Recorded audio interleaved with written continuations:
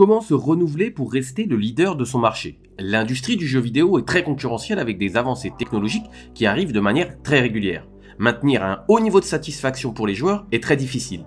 Avec ses 140 millions de jeux vendus, la licence Assassin's Creed de Ubisoft a parcouru le temps.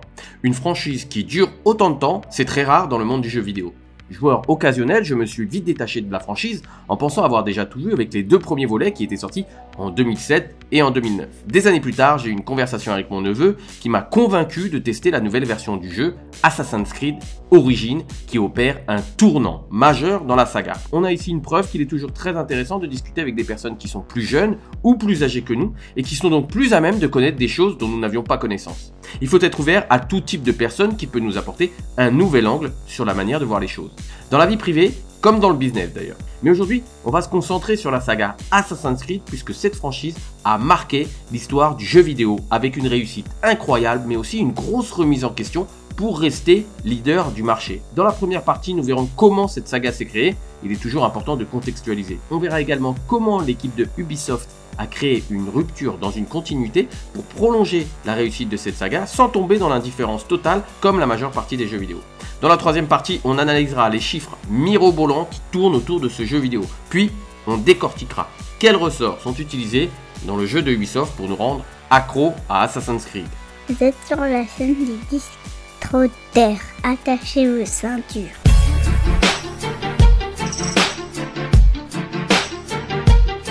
Assassin's Creed est un excellent exemple de création du produit qui change un marché en créant une expérience client très poussée. La saga atteint son firmament pour ensuite péricliter. Mais c'est sans compter sur les talents des équipes de développeurs de Ubisoft qui relèvent le challenge en 2017 avec de grandes innovations pour ce jeu vidéo. Mais tout ça, on va en parler par la suite. Petit flashback dans le passé. Ubisoft créé en 1985 par la famille Guillemot est le champion français des jeux vidéo. Le studio est le créateur de jeux à succès comme Rayman, 15 millions d'exemplaires sur les différentes versions, Prince of Persia, Splinter Cell, Ghost Recon, Watch Dogs et j'en passe. Le studio travaille sur un spin-off de Prince of Persia. Un spin-off est une série dérivée de quelque chose déjà existant. Par exemple, la série Fear the Walking Dead est un spin-off de la série Walking Dead. Le sujet principal est utilisé pour créer une autre série avec d'autres personnages à un autre moment. Prince of Persia a eu de multiples versions, la première datant de 1989. Alors je sais qu'en regardant cet extrait, on peut se dire mais qui pouvait jouer à ce truc? Eh bien, moi, puisque j'y ai joué sur mon ordinateur IBM, époque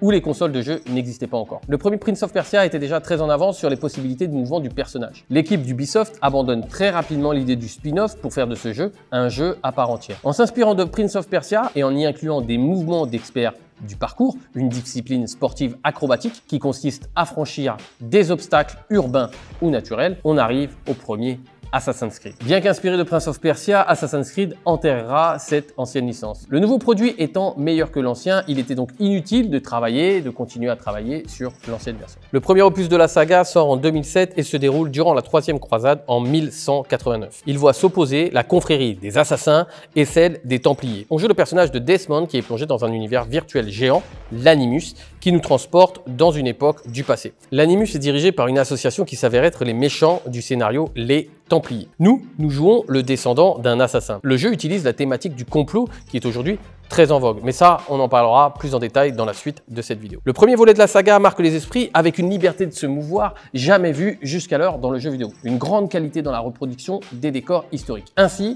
qu'un scénario très novateur. Assassin's Creed, premier du nom, ouvre ainsi un champ des possibles avec ce qu'on appelle un monde ouvert, un open world, où on peut grimper et évoluer dans une grande fluidité dans un univers en 3 dimensions. En gros, on peut faire un peu tout ce qu'on veut. S'en suivra de nombreuses suites. Assassin's Creed en 2009, Assassin's Creed Brotherhood en 2010, Assassin's Creed Révélation en 2011, Assassin's Creed 3 en 2012, Assassin's Creed 4 Black Flag en 2013, Assassin's Creed Rogue en 2014, Assassin's Creed Unity en 2014 également, Assassin's Creed Syndicate en 2015, plus 3 opus qui renouvelleront la saga, Assassin's Creed Origins en 2017, Assassin's Creed Odyssey en 2018 et Assassin's Creed Valhalla en 2020. Mais ça, c'est pour la suite de la vidéo.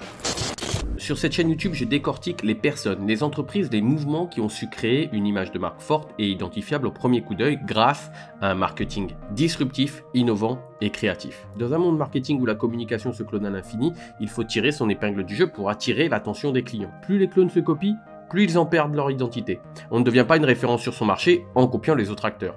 Aujourd'hui, Dans un monde qui est hyper saturé par une omniprésence constante, comment tirer son épingle du jeu pour ne pas se battre pour avoir des clients? Avec les diverses analyses présentes sur cette chaîne, je fournis beaucoup d'informations pour vous aider à vous différencier. Pour ceux qui veulent aller plus loin avec un contenu plus poussé et plus technique, j'ai créé un cours en ligne spécifique qui détaille les points suivants. Comment devenir un leader innovant pour que vos produits et votre entreprise deviennent irrésistibles aux yeux de vos clients grâce à une image de marque forte et unique. Les 4 phases qui ont révolutionné la manière de faire du business. Vous allez être des précurseurs sur la dernière.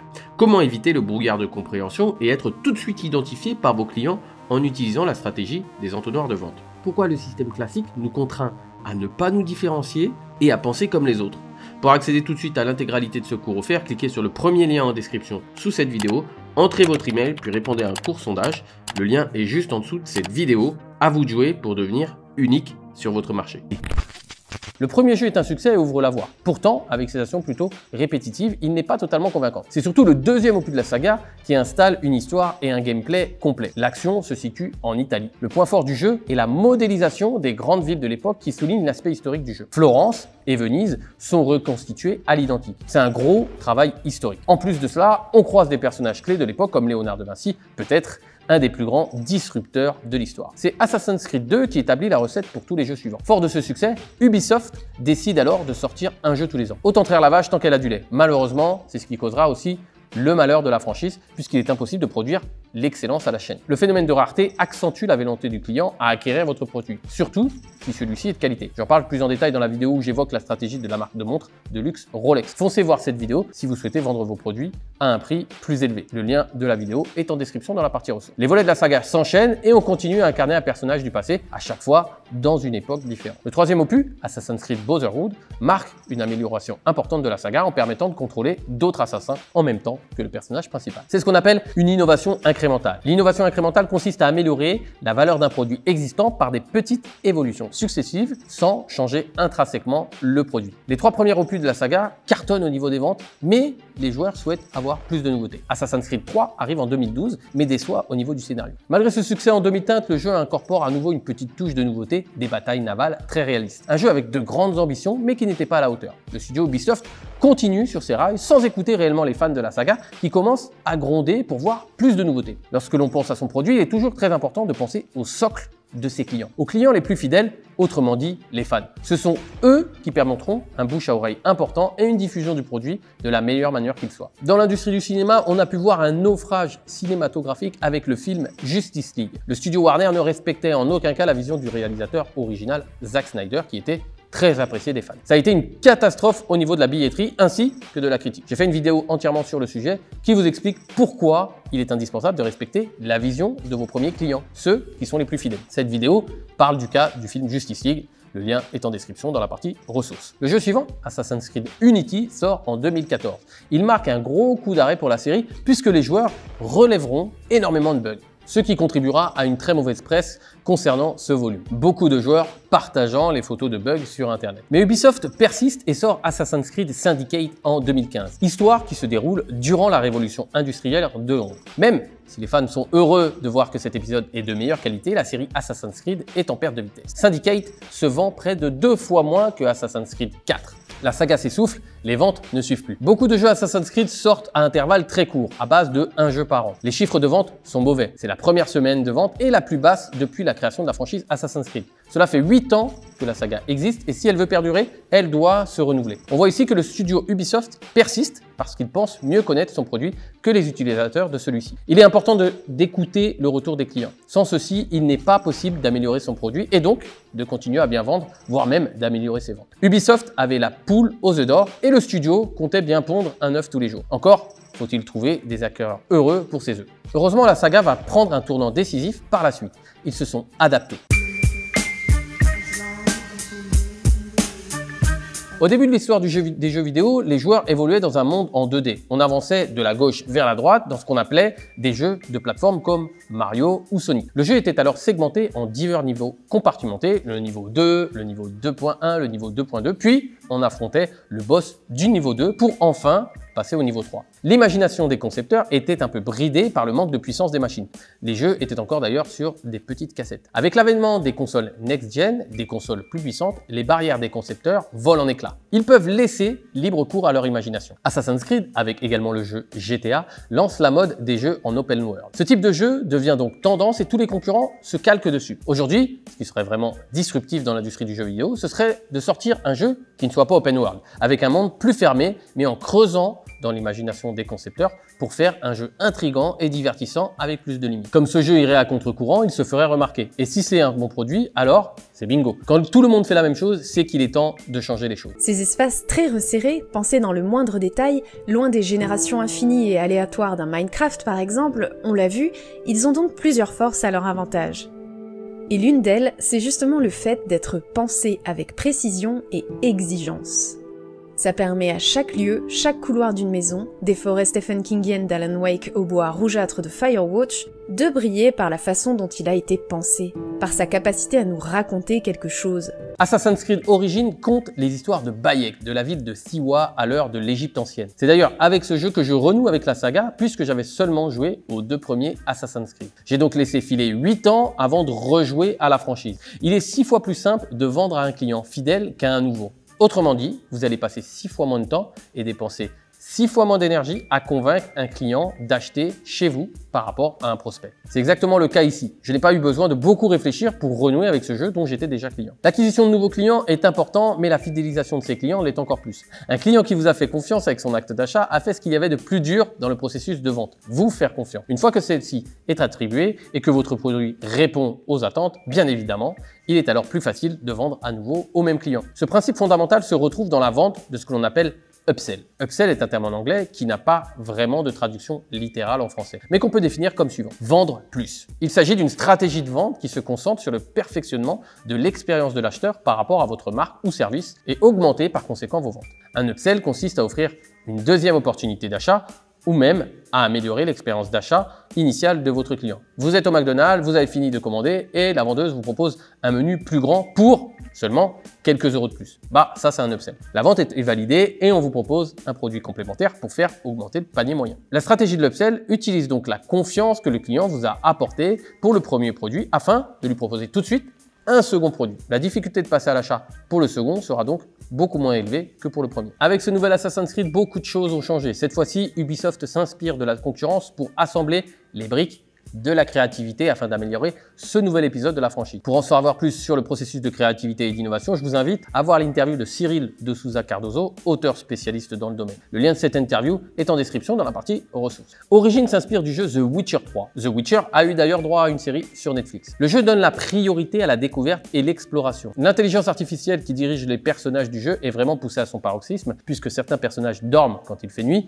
ou effectuent des gardes à des rythmes réguliers. Cela donne un nouveau coup de fouet à la franchise avec des pistes inexplorées jusqu'ici. Les scènes de combat sont grandement améliorées et s'inspirent de jeux comme Dark Souls. Là où le premier Assassin's Creed a créé toute une mouvance, celui-ci suit un peu plus les tendances pour les adapter à une franchise à succès. La créativité est un assemblage de briques comme un jeu de Lego. Le personnage suit un scénario principal avec de multiples quêtes annexes possibles, ce qui augmente de manière significative la durée et l'intérêt du jeu. Il est également possible d'acheter des ressources nécessaires à l'évolution du personnage pour quelques euros supplémentaires, mais aussi les tenues de joueurs. Les possibilités sont donc multiples. Le jeu se transforme avec la possibilité d'améliorer l'équipement du joueur, style RPG, Role Playing Game, avec une personnalisation des équipements. Ubisoft garde donc l'essence de la saga Assassin's Creed en y ajoutant des nouveautés qui ont émergé avec la concurrence. C'est un très bon cocktail qui est validé par l'ensemble des joueurs. Dans cette épopée égyptienne, le joueur rencontre des figures historiques comme Cléopâtre ou Jules César, ce qui renforce encore la crédibilité du jeu. Sortir un jeu tous les ans s'avère être une mauvaise stratégie. À chaque fois, c'est une nouvelle équipe qui développe le jeu, ce qui coupe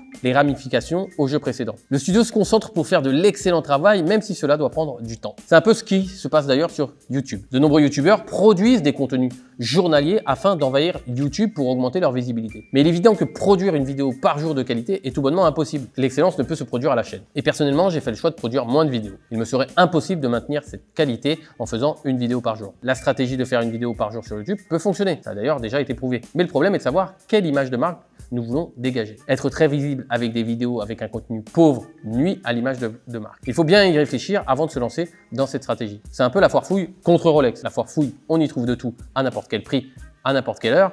et Rolex, ce sont des produits d'exception en quantité limitée. J'ai acheté Assassin's Creed pour 60 € et j'ai cumulé plus de 170 heures de jeu. Évidemment, c'est sur plusieurs mois, je bosse quand même. 60 €, ça peut paraître une somme élevée pour un simple jeu vidéo, mais quand on regarde le temps qu'on y passe, ce n'est finalement pas si élevé que ça. Une place de cinéma est à 15 € pour 1h30 de film. Je vous laisse faire le calcul en comparaison. Le monde dans lequel évolue le joueur dans Assassin's Creed 1 s'étend sur une surface de 0,13 km². Sur Origins, près de 10 ans plus tard, la carte est de 80 km². Et le jeu suivant, Assassin's Creed Odyssey, qui sortira en 2018, s'étend sur 130 km². Un monde en pleine extension pour la plus grande joie des clients. Ces chiffres sont en évolution, mais ce ne sont pas les seuls dans ce cas. Les hommes mentent, mais pas les chiffres, Le nom d'un mort tatoué sur la peau, Lors d'une réunion de famille, le débat sur les jeux vidéo est arrivé sur la table. Les plus anciens jugeant que ça abrutissait la jeunesse, que c'était des trucs d'ados, et ces derniers argumentaient pour dire que c'était un loisir. Il est toujours plus délicat de débattre d'un sujet qu'on ne maîtrise pas, puisque les plus anciens, ceux de ma famille, je précise, ne jouaient pas aux jeux vidéo. Ils étaient donc dans une forme de ressenti auquel j'opposais des faits. Oui, j'étais d'ailleurs plus dans le camp des ados. 52% des Français jouent régulièrement aux jeux vidéo. 71% des Français déclarent jouer au minimum une fois dans l'année, et l'âge moyen d'un joueur est de 39 €. La source de ces informations est dans la partie ressources sous cette vidéo. À 39 ans, normalement, on n'est plus un ado. On voit donc que les jeux vidéo ne sont pas uniquement pour les jeunes. Ou alors on se dit non mais les jeux vidéo c'est pour les jeunes. Non, c'est faux, ce ne sont plus pour les jeunes. Les jeunes ils ont vieilli, ils ont aujourd'hui mon âge, son âge, mais plus aussi, donc 50 ans. Donc du coup, il faut être conscient que les jeux vidéo, c'est aujourd'hui en France, 70% de la population joue aux jeux vidéo. Un entrepreneur est sans arrêt soumis à des pressions externes avec le comportement des prospects et des clients, mais aussi internes avec nos propres ressentis. Malheureusement, les ressentis peuvent nous amener à prendre des décisions qui ne sont pas rationnelles. Les faits, et uniquement les faits, peuvent être interprétés. Lorsque j'ai travaillé avec un client sur sa stratégie de communication, nous évoquions ses campagnes de publicité sur Facebook. Selon lui, elles ne fonctionnaient pas. Je lui ai donc rétorqué: qu'est-ce qui te permet de dire ça? Sa réponse était uniquement basée sur le ressenti. Je n'ai pas assez de clients. Nous avons donc repris toutes les datas qui permettent une analyse de cette stratégie. Et nous nous sommes rendus compte qu'effectivement, il n'avait pas beaucoup de clients, mais que son coût d'acquisition était très faible et qu'il était très rentable sur sa campagne. Ne faisant pas le tableau de suivi de ses statistiques, il réagissait donc au ressenti et non aux faits. La tendance qui émerge sur Internet est de sans arrêt parler d'émotions dans l'entrepreneuriat. C'est un leurre. Évidemment, il faut croire en son produit et avoir une vision à long terme. La vision est plus importante que le chemin. Mais savoir si on est aligné avec Mars en passant par Vénus pour être bienveillant, en faisant de la vente humaine et éthique, ça n'a strictement aucun sens. Ceci n'est que du ressenti basé sur des émotions. Une stratégie efficace ne peut être basée uniquement sur des émotions. Lors de cette réunion de famille, les arguments des plus anciens étaient basés uniquement sur des ressentis. Et quand j'ai énuméré les faits, forcément, cela remettait leurs convictions en cause. La réalité était que les plus anciens ne connaissaient pas les jeux vidéo. Et donc, ils ne les aimaient pas. Il est plus facile de ne pas aimer quelque chose qu'on ne connaît pas et d'apprécier quelque chose que l'on connaît. C'est là où est toute la différence. 2020 a été une année record en termes de vente de jeux vidéo. Des millions de personnes se sont réfugiées chez elles pendant de longues périodes dues au confinement. L'industrie du jeu vidéo a rapporté plus que le cinéma et le sport réunis cette année-là, avoisinant les 180 milliards de dollars. Cette industrie a explosé ces dernières années en raison de la variété des façons de jouer à ces jeux. Au cours des 2 dernières décennies, les jeux vidéo se sont imposés comme le marché le plus lucratif et de loin dans l'industrie du divertissement. Et la saga Assassin's Creed a pris sa part du gâteau avec 140 millions d'exemplaires vendus au total. Bande dessinée, manga, livres de conception du jeu vidéo, concerts de musique, la marque Assassin's Creed s'est étendue pour toucher plus de personnes et ainsi rapporter plus. Le Graal a été la réalisation d'un film avec Marion Cotillard et Michael Fassbender, sorti en 2016. Nous avons remonté sa lignée sur 5 siècles, jusqu'au credo des assassins. Vous allez entrer dans l'animus. Ce que vous allez voir, entendre et ressentir sont les souvenirs de votre ancêtre, qui est mort depuis 500 ans. Attendez une minute. Bienvenue dans l'Inquisition espagnole. Même si une suite semble prévue, le film avec un budget de 225 millions de dollars pour 238 millions de dollars de recettes n'a pas eu une excellente critique. Il est même considéré par Hollywood Reporter parmi les bids de 2016. Au contraire, le dernier opus de la saga, Assassin's Creed Valhalla, possède la bande-annonce la plus visionnée de toute l'histoire de Ubisoft avec 100 millions de vues en 10 jours pour 200 millions de vues au total. Le jeu se vendra à 1,7 million d'exemplaires. L'éditeur a également communiqué quelques chiffres impressionnants concernant le cœur du jeu. En solo, les joueurs ont cumulé plus de 82 siècles de temps de jeu. Salut Andrea. Salut. Alors, présente-toi rapidement, comment tu t'appelles, tu as quel âge et tu fais quoi dans la vie? Je m'appelle Andrea, j'ai 14 ans et je suis collégien. C'est quoi tes jeux vidéo préférés? Je dirais Minecraft et Fortnite. En quoi ça consiste Minecraft et en quoi ça consiste Fortnite? Fortnite, le but c'est d'être le dernier survivant dans une zone et du coup bah tu vas affronter les autres joueurs. Et Minecraft c'est quoi? Minecraft c'est un jeu de survie où tu dois survivre dans un monde où il y a des monstres et tout est en bloc. Tu dois construire. Ouais, tu dois construire, récupérer des matériaux. Combien de temps tu passes par jour dessus? Je dirais 3-4 heures. Waouh. Tes parents ils en pensent quoi? Bah ils en pensent un peu de mal parce qu'ils trouvent que je passe pas assez de temps avec eux, mais moi j'aime bien. Ok, tu ressens quoi quand tu joues à ces jeux? Du bonheur? Si c'est du bonheur, pourquoi? Ou si c'est de la colère? Pourquoi? Parce que je t'ai déjà entendu, parce que Andrea c'est mon neveu, quand je viens chez vous, je t'entends un peu t'énerver sur les joueurs. Donc, qu'est-ce que tu ressens? Ça dépend des jeux, mais les jeux où je suis tout seul, je m'énerve pas beaucoup. Mais les jeux par contre où je suis en multijoueur, je m'énerve beaucoup plus. Parce que du coup, quand tu perds, bah t'as un peu la haine. Pourquoi t'as la haine? Bah parce que t'as perdu et que tu devais gagner normalement. Et est-ce que des fois tu ressens du bonheur quand tu joues à ces jeux-là? Ouais, mais plus quand je joue avec mes copains que tout seul. Tout seul, je m'amuse pas trop. Okay. Mais du coup, par contre, sur le jeu de survie, il y a plein de moments de bonheur, comme quand par exemple tu trouves du diamant. Pourquoi t'es content d'avoir trouvé du diamant? C'est pas des vrais diamants? Bah oui, c'est une des minerais les plus rares du jeu. Alors du coup, quand tu le trouves, bah t'es heureux. Est-ce que tu penses que les jeux vidéo, ça coupe de l'extérieur? Ouais, quand même. Parce que du coup, t'es pas dehors, tu restes dessus pendant des heures et t'es pas avec tes amis. Et comment tu fais pour essayer de te contrôler? Est-ce que tu penses que toi, jouer 3 heures ou 4 heures par jour aux jeux vidéo, c'est trop? En étant honnête, hein, t'as le droit de dire. Moi, je pense que c'est un petit peu trop, mais par rapport à la moyenne des autres personnes, je trouve que c'est pas mal. Parce que les autres, les autres, ils sont à 6-7 heures de jeu par jour. Donc tu es en train de me dire que tu as des amis à toi qui jouent jusqu'à 6 à 7 heures par jour? Ouais, c'est la moyenne, mais il y en a qui jouent vraiment beaucoup plus. Ils jouent jusqu'à tard le soir, mais des fois ils dorment même pas tellement ils jouent. Et toi, tu penses donc que 3-4 heures, ça va, ça passe? Ouais, je trouve ça raisonnable. Bah merci André. Bah de rien.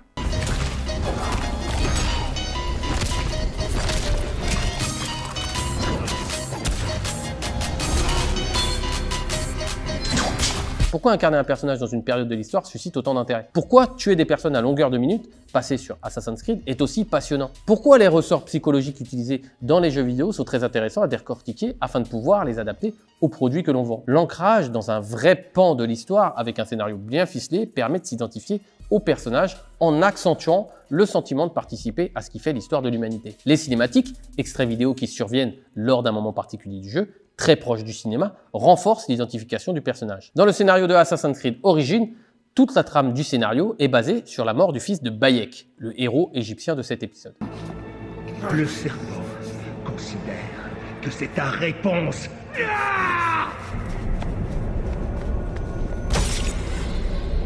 Ah non! Kemo! Kemo! Kemo!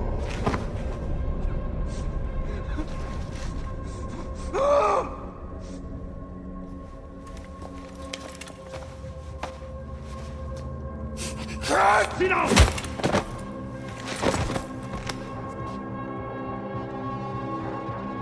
Lorsque j'ai vu cette scène, ça m'a ému. Bon, je suis pas quelqu'un de très sensible à la base, mais comme je suis papa, la scène arrive plutôt à beaucoup me toucher. Ça a renforcé mon envie de me venger, même si c'est vrai qu'il ne s'agissait pas de mon fils. D'ailleurs, à ce propos, comme celui-ci me voit de temps en temps jouer à Assassin's Creed, il se déplace en mode ninja, en mode assassin dans la maison avec un porte-manteau dans le dos en guise d'arc. Pour son anniversaire, il a même demandé une cape de Assassin's Creed. On peut voir à quel point le jeu est entré dans ma vie et encore plus dans celle de mon fils. En créant des émotions, l'identification est totale. Lorsqu'on pense à notre produit, il faut penser également à la personne qui va l'utiliser. Plus le produit est ancré dans les habitudes du consommateur, plus celui-ci l'utilisera et surtout, plus il y pensera. Si vous avez des éléments qui permettent une forte connexion entre votre produit et votre client, vous avez tout gagné. Il ne s'agit pas uniquement de vendre votre produit, mais de faire en sorte que votre produit s'intègre parfaitement dans le quotidien de votre client, dans l'esprit de celui-ci, afin qu'il y pense régulièrement. L'émotion du client vis-à-vis de votre produit doit être plus forte que les quelques chiffres que représente l'achat. Nous sommes en hiver, il fait 0 degré dehors. Il gèle, le réveil sonne, il est temps de vous lever pour partir travailler. La température ambiante de votre maison est encore fraîche. Vous prenez une douche, coupez le robinet et tendez la main pour prendre une serviette bien chaude grâce aux sèches serviettes électriques. Pensez-vous qu'à chaque douche que vous prenez, vous pensez plus au prix du sèche-serviette ou à la sensation de bien-être que donne une serviette bien chaude. Chaque jeu vidéo peut prendre 3 à 4 ans de développement. L'équipe de concepteurs se documente avec minutie pour créer un scénario plausible basé sur des faits réels. Mon travail peut démarrer dès le début, donc dès qu'on détermine une période historique. À ce moment-là, je vais aider les équipes à trouver les outils pour trouver les réponses à leurs questions. Donc, on commence par les films, les téléséries, les livres, les romans. Donc, tout ce qui est très accessible, tout ce qui est très digeste.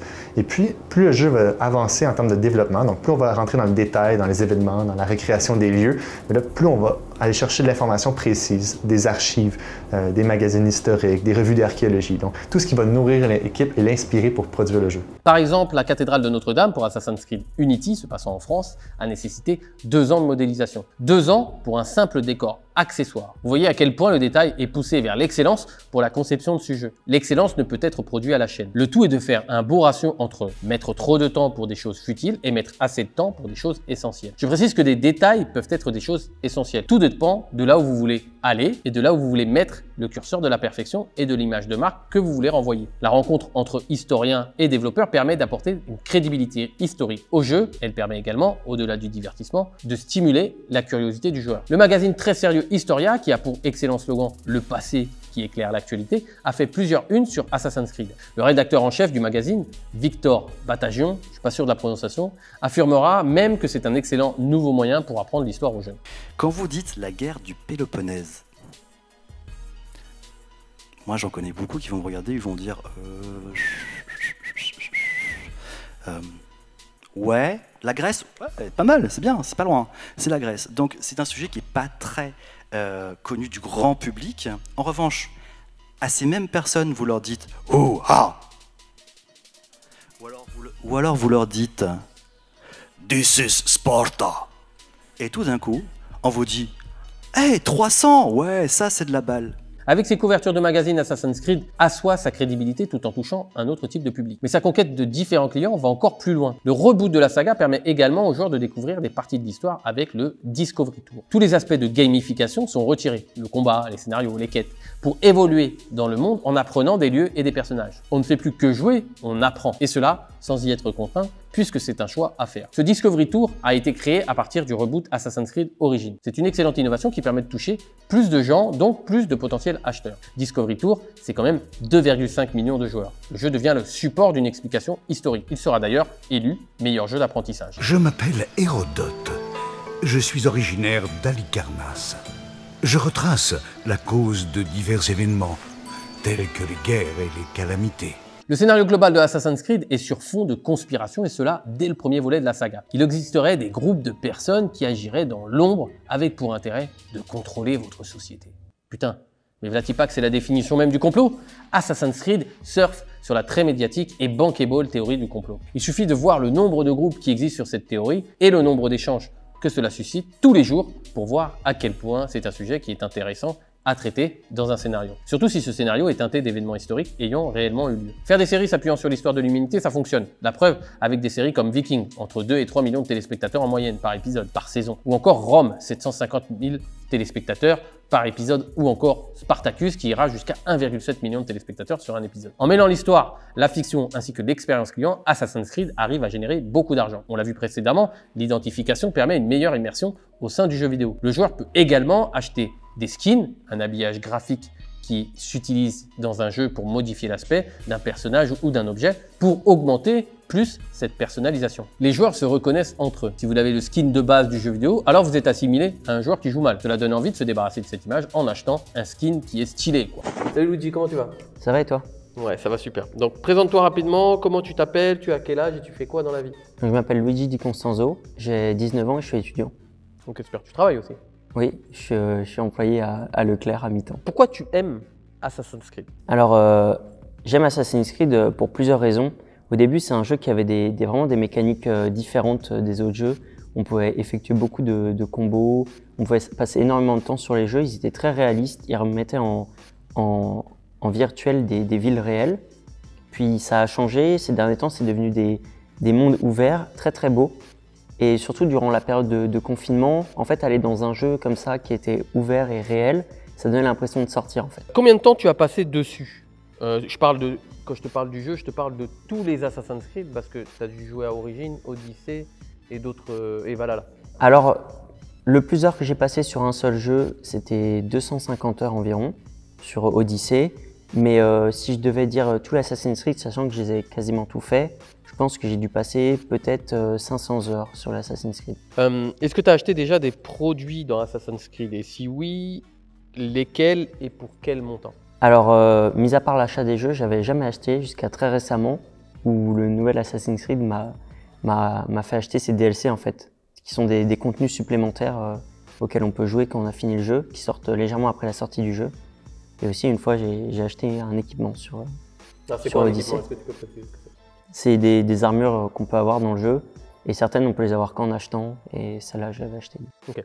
T'estimes à combien à peu près les contenus additionnels pour pouvoir jouer? Donc, je parle de, par exemple, un costume, une monture supplémentaire, une arme supplémentaire. Et à combien les DLC? Parce que les DLC, c'est plutôt des jeux supplémentaires. Et le tout, ça reviendrait à combien? Alors, il me semble que les deux DLC que j'ai achetés reviennent à 100 € les deux. Et pour les équipements, j'ai dû mettre peut-être 8 €, 9 €. Raconte-moi ton meilleur souvenir de jeu vidéo, en globalité, ou même que sur Assassin's Creed, si tu veux. Non, que sur Assassin's Creed, on va faire. Raconte-moi ton meilleur souvenir sur Assassin's Creed et le pire souvenir. Alors, mon meilleur souvenir, ça va être justement pendant le premier confinement. Tout le monde était enfermé. J'allais plus trop en cours, enfin les cours étaient en distanciel et je jouais au jeu. Et en fait, il faut savoir, c'est un univers très, très ensoleillé, avec un beau ciel bleu, la mer, on entend le vent. Et vraiment, j'étais en immersion dans le jeu. Et rien que ça, c'était un souvenir. Juste, je marchais dans le jeu et en fait, c'était magnifique. J'avais l'impression d'être dehors. Et mon pire souvenir, je dirais, c'est très récemment. Je me suis lancé dans un niveau que je devais pas faire car j'avais pas le niveau. Et en fait, je me suis retrouvé bloqué via un bug du jeu. Et du coup, j'étais obligé de refaire plusieurs fois, peut-être 5-6 heures afin de réussir ce niveau parce que je pouvais pas en sortir. T'as ragé? Oui, j'ai arrêté plusieurs fois de jouer, mais j'ai repris et j'ai réussi. Merci beaucoup, Lulu. Merci. Dans certains open world très connus comme World of Warcraft, on a pu voir un transfert de la vie réelle vers la vie virtuelle avec des personnes qui se sont mariées à l'intérieur du jeu. Dans notre société, nous sommes dans une ère où tout est ultra personnalisable. C'est le cas des voitures ou des vêtements par exemple. Personne ne porte la même tenue, personne n'a la même voiture avec les mêmes options. Tout est quasiment configurable à l'infini. Nous voulons tous avoir les mêmes produits, mais adaptés pour nous-mêmes. N'avez-vous jamais eu ce sentiment de croiser dans la rue quelqu'un qui a le même pull que vous et de vous sentir mal? Le paradoxe, c'est qu'on ne souhaite pas être remarqué, mais qu'on souhaite être différent. C'est là où est toute la complexité. Et c'est exactement pareil dans le business. L'entreprise veut être reconnue sur son marché, mais elle a du mal à aller à l'encontre de celui-ci pour innover. L'expérience de Assassin's Creed est conçue pour que tout le monde vive le scénario, mais d'une manière différente. Dans le jeu, il y a beaucoup de tâches à accomplir. Le jeu Assassin's Creed Origins est beaucoup plus complet que le premier volume sorti en 2007. Le chemin du scénario principal est sans arrêt perturbé par des quêtes annexes ou événements qui arrivent aléatoirement. Des PNJ, personnages non jouables, qui vous parlent, des animaux qui vous attaquent, de nouveaux lieux à découvrir. Sur la carte, c'est matérialisé par des points d'interrogation qui ne sont découverts que quand vous vous y rendez. Et en vous rendant du point A au point B pour accomplir le scénario principal, vous allez passer près des points d'interrogation qui suscitent alors votre intérêt. Par curiosité, vous allez voir ce qu'il y a et il s'avère que c'est une mission annexe qui vous éloigne de votre cible originelle. Le but est de faire augmenter la durée du jeu afin que celui-ci fasse partie intégrante de votre vie. Exactement la même stratégie que les réseaux sociaux. Par exemple, YouTube, l'algorithme recommande des vidéos qui seraient sensibles de vous plaire selon le comportement que vous avez eu sur la plateforme. Il suffit de regarder une vidéo du dernier modèle de Tesla, je parle en connaissance de cause, pour se voir recommander des vidéos dont le sujet principal est Tesla. L'ambition étant de vous faire rester le plus longtemps possible afin de voir le plus de publicité possible. YouTube n'est gratuit que parce que vous payez par votre attention. J'en parle plus en détail dans la vidéo « Les youtubeurs sont-ils des prostituées ?» Si vous souhaitez monétiser votre contenu, regardez cette vidéo, elle vaut le détour. Le lien est dans la description dans la partie ressources.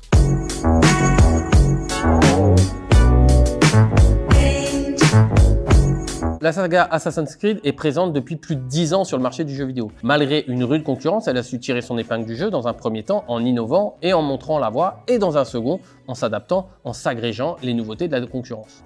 Voilà ce qu'on peut retenir de l'histoire de Assassin's Creed. Le studio Ubisoft a créé ce jeu en partant d'un ancien jeu pour créer quelque chose de nouveau. Prince of Persia donnera naissance à Assassin's Creed. Un nouveau produit peut donc être créé sur les bases d'un ancien. La formule du jeu, Assassin's Creed, était validée par les joueurs, mais au fur et à mesure de l'évolution de la saga, ceux-ci voulaient de nouvelles améliorations. Le studio n'écoute que tardivement le retour de ses clients, les joueurs du jeu. Écouter ce que veulent les clients pour faire évoluer son produit est nécessaire, quel que soit le succès de celui-ci. Dans une industrie où le style open world est majoritaire, il serait intéressant de travailler sur un jeu avec un univers plus fermé. Aller à contre-courant du marché est toujours une bonne chose pour se faire identifier, mais cela uniquement si on a un excellent produit. En rebootant la saga avec l'épisode Assassin's Creed Origins, Ubisoft prend ce qu'il y a de mieux chez la concurrence pour le remodeler et l'incorporer à son produit. Avoir une veille sur son marché est très important pour voir ce qu'il se fait. Bien évidemment, il ne s'agit pas de se faire influencer, mais de utiliser les points forts de la concurrence pour animer le marché. Avec les tenues supplémentaires, les armes supplémentaires, en gros toutes les possibilités supplémentaires présentes à l'intérieur du jeu, Ubisoft propose des produits à acheter à l'intérieur même de ce produit, ce qui est une excellente